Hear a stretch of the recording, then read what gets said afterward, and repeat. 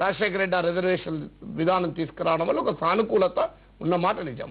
తెలంగాణ ప్రాంతంలో ఉన్నటువంటి వాళ్ళు మాత్రం తెలంగాణ ఇష్యూ ఉంది కనుక ఆగారు.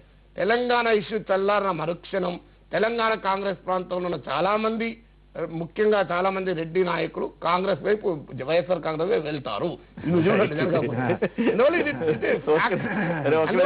పరిణామాల వల్ల అయితే ఒకటి, మన కులాల్ని బాగా ఎక్కువ అంచనా వేస్తాం.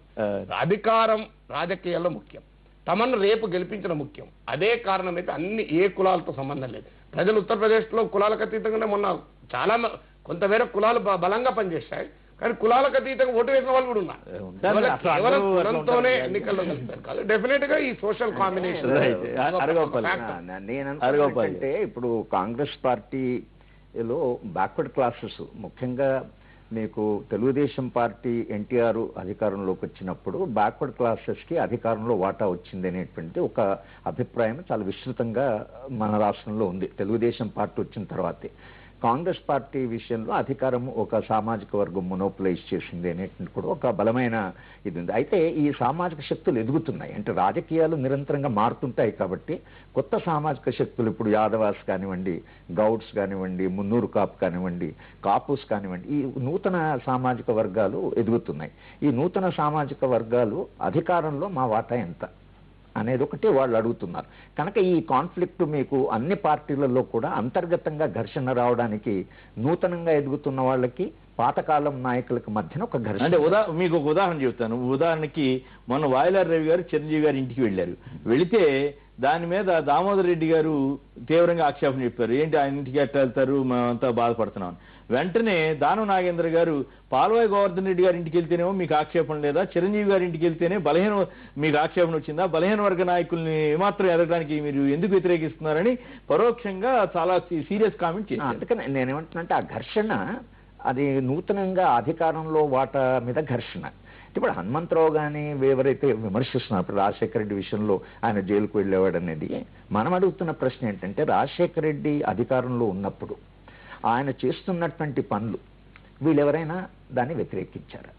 పార్టీలో అంతర్గతంగా వీళ్ళు ఆయన మీద విమర్శ పెట్టి మీరు చేస్తున్న తప్పు అని వీళ్ళు అన్నారా?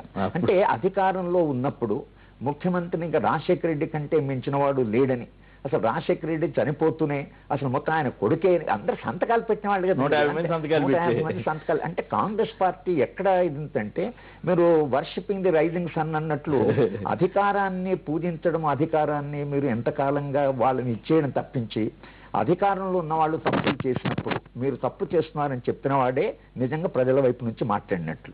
కానీ వాళ్ళు ఉన్నంతకాలం తమ ప్రయోజనాలు చేసుకొని వాళ్ళు చనిపోయిన తర్వాత రాజశేఖర రెడ్డిని ఇప్పుడు జైల్లో కొట్టాలి వయస్సు అంటే, ఇప్పుడు జగన్మోహన్ రెడ్డి విషయంలో కూడా వచ్చే విమర్శ అంతా మనమేమంటున్నామంటే జగన్మోహన్ రెడ్డి ఒకళ్ళు డబ్బులు చేసుకుంటే మీరు అప్పుడు అది ఏం చేశారు?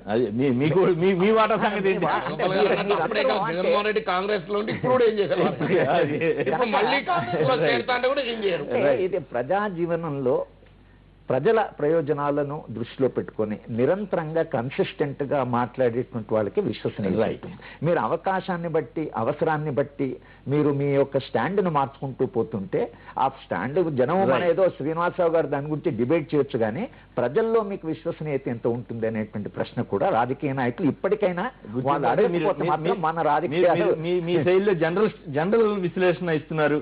యాక్చువల్ ప్రాక్టికల్ పాలిటిక్స్ లో రెడ్డి వర్సెస్ ఈ ఇతర కులాల మధ్య కాంగ్రెస్ లో జరుగుతున్న తాజా పరిణామాలు ఎటువైపు దారితీస్తాయనేది నా ప్రశ్న. శ్రీదేవి గారు కూడా మనతో ఉన్నారు. శ్రీదేవి గారు మీ అంచనా ఏం చెప్పండి. మన రాష్ట్ర రాజకీయాల్లో కులం అనేది ఎప్పుడు అప్పుడు ఇప్పుడు రాబోయే కాలంలో కూడా ఒక ప్రత్యేకమైన స్థానాన్ని సంతరించుకుంటూనే ఉందండి.